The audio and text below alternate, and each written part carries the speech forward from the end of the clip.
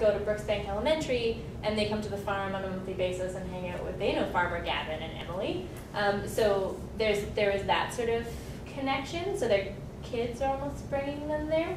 And it's already a safe space where they know the kids are allowed, versus our other gardens, we're not there all the time, they don't have the opportunity to ask us if they don't happen to come across our website, so it's just different barriers, I guess. But I think having the school kids involved really helps, and you know, their parents get really excited when their kids get like, yay, let's go to the farm, and like, there's garlic we planted last year, or like, Farmer Gavin, how's Brutus, the big worm, and when can we go on the next mushroom hunt? Like, there's lots of fun activities to do, and they get really excited, and I think it's not all that common for like 11-year-old boys to get really excited about going to the farm and like show up at like 3:25 every Wednesday to volunteer with Farmer Gavin because they really like it. So there's something special that's happening there, just because it's a big community space that we've intentionally made really open to the public and created a space for people to volunteer in ways that they want to. And Farmer Gavin is always there. He's there 5 days a week. So there's someone outside, rain or shine, meeting the 70 dogs that walk by every day. Whereas our other gardens, again, there aren't people there all the time, so they're a little bit more passive, and you have to be more motivated and have more, I guess, yeah. So to sort of segue that into the next question, because it's how might urban gardens fit within a multi-use space? Mm-hmm. So one of my, I think that they can make a really nice border. My first community garden that I was involved in was in Nelson Park in Vancouver, and there had been kind of this conundrum between the dog walkers that wanted an off-leash dog park and the gardeners that wanted a community garden. So a compromise was made. The off-leash dog park was put in, and then the border around it was community garden, which was an odd, right? No, it was in ground, but there was a fence between the two, like a metal fence, chain link or whatever. And that worked really, really well. All the gardeners was like, there aren't raised boxes and it's not in a square. This is weird. But it worked out. And as the gardens grew, like I had a plot there, and we get to meet lots of dogs through the fence and their owners, and it was a really nice way to share. So the garden is on the outside of the fence? On the outside of the fence, sort of bordering the whole thing. So they, the dogs weren't running through it or anything, but they were right next to each other. And it worked really well. So gardens can make a really nice, like, physical barrier between spaces. Yeah, that's one way. Or you can just expand your concept of what a garden can be. Like, it can be a place to have a picnic, or it can be a place to hold a workshop, or it can be a place to place public art and sculptures or whatever.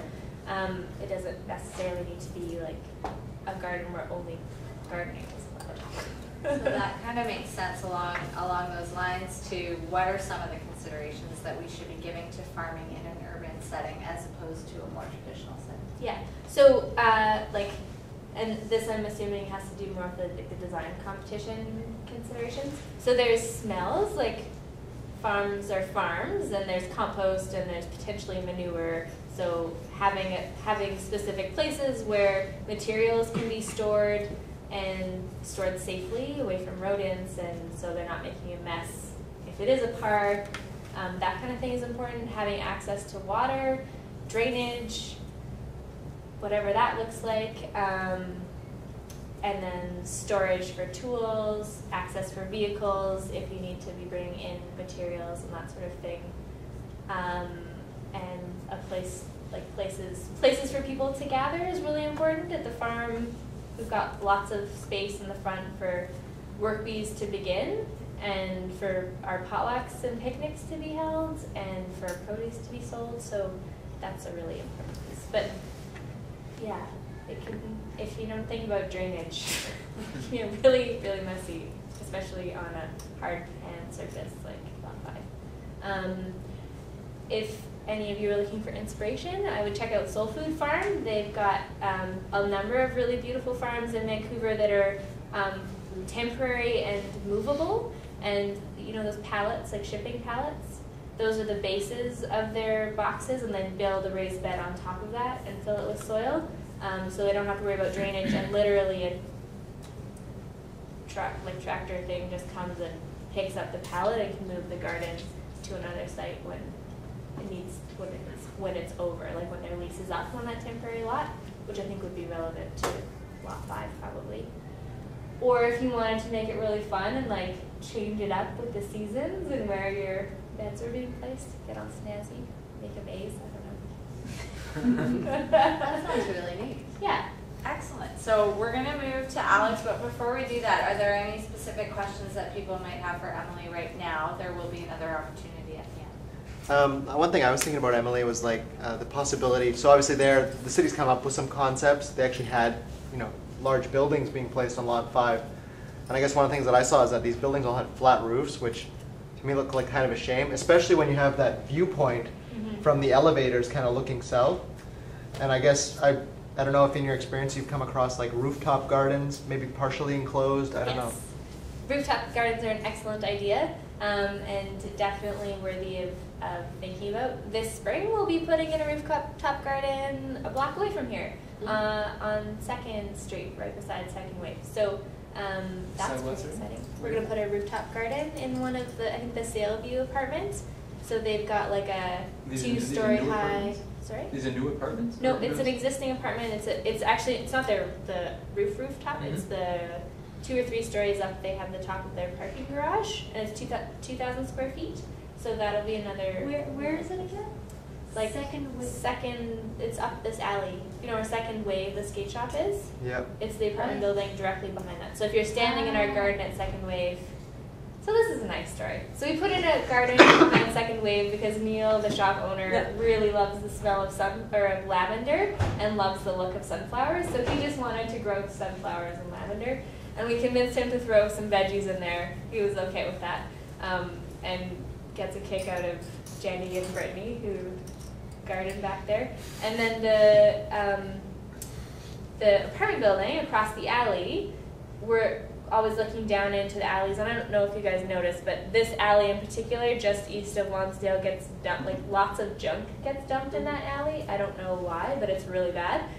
So this garden made it so Neil gets far less junk getting dumped. And they now look down into a beautiful garden. So they got really excited about that. They redid the membrane in their garden, which used to just be bushes and stuff on top of their parking garage. And instead of putting all those bushes back in, they have approached us to put in a garden, which they don't have any interest in. Like they don't want it to be a community garden or anything like that. They just want it to be gardened and the produce to be donated and more space to be explored. So we're not only putting in a rooftop garden, we're also going to be writing policies and guidelines for stratas to incorporate gardens into their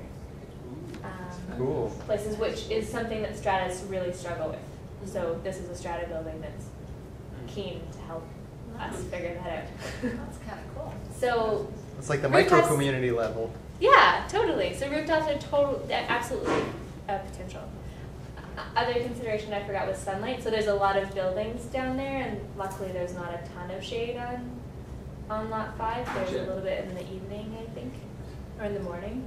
But that's another consideration when you think about where potential garden space. Yeah, I don't know if this would be relevant, but in the plans that Tony's referencing that the city's put out, they're all kind of perpendicular to the waterfront. All the buildings go perpendicular, and I would suspect they would create wind tunnels.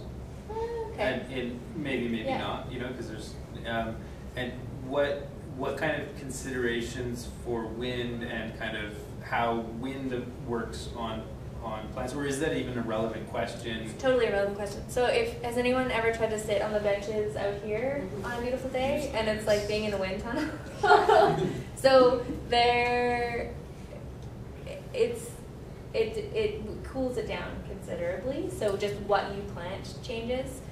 It's unlikely that there'd be, lettuce isn't gonna fall over, it's going to be out or anything like that. But yeah, it just changes. It's a different microclimate, so you just adapt what you're growing. Tomatoes would not do well.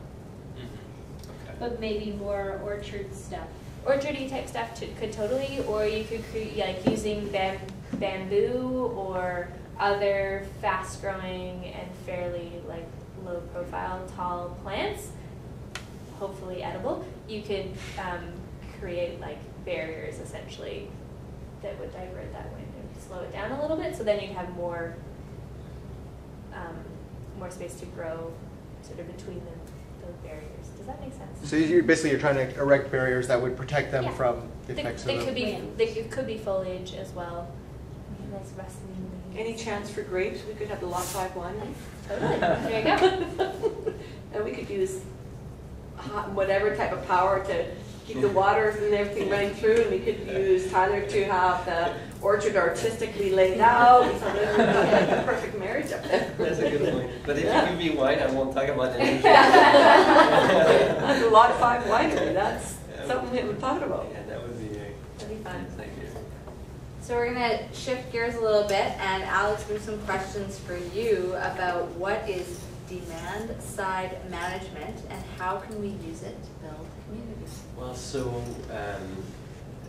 I'm going to use your example. So demand. So in the world of energy, you either have demand for energy, or you have supply, and it's as simple as that. And we always hear in the media people talking about renewable energy, so wind power, solar panel. That's how on the supply side. My job is working on the other side, which is the demand. But what we don't realize, or we never talk about, is that all forms of energy that we use today, except nuclear, really is coming from the sun. So wind power is actually the sun, because there wouldn't be any wind if you didn't have a difference of temperature into location and then air moving. And when we burn wood in a fireplace to get warm, the tree grew because of photosynthesis that took its energy from the sun. So the energy really, all the energy we use comes from the sun. And so when you work on the demand side, you're trying to be more efficient in the way you use energy. But really what you should be doing is using the energy from the sun without having to transforming it a few times before it ends up in your house or in your building. And so if you take advantage of the existing wind, you can have natural cooling in the building. And if you orient your building in the right position and you have enough windows, but the windows are smart so that it doesn't become too warm at noon in July, you can actually have a really nice place to meet people, to work, to live or sleep, that is really comfortable and that is not using any energy from the grid. It takes its energy from the surrounding. If you look at, you go back in history and you look at, or not that long time ago, but you look at houses in Greece, they're all white. The reason they're white is because you don't want to have an air conditioning system in your building at that time when you're building it. They didn't have electricity anyway. So why would you have a black roof? You would never want to have that, right? And you look at all sorts of examples around the world where we used to have a know-how on how to build our environment, taking advantage of what's around us. And we got really lucky, we made some discovery, and in BC partly we had lots of power. There's a I don't know if people know that Tony works at BCIT, but there was a magazine published in the 60s at Hydro where the cover page was saying, we are the citizen of North America consuming the most energy per person. And it was the headline, and we were proud of that because we had so much, right? And over the years we realized that actually that didn't make that much sense. And so demand side is saying, let's not hope for someone to discover a miracle solution for our problem so that we don't have to change the way we think. And let's look at how we demand, how we ask for energy.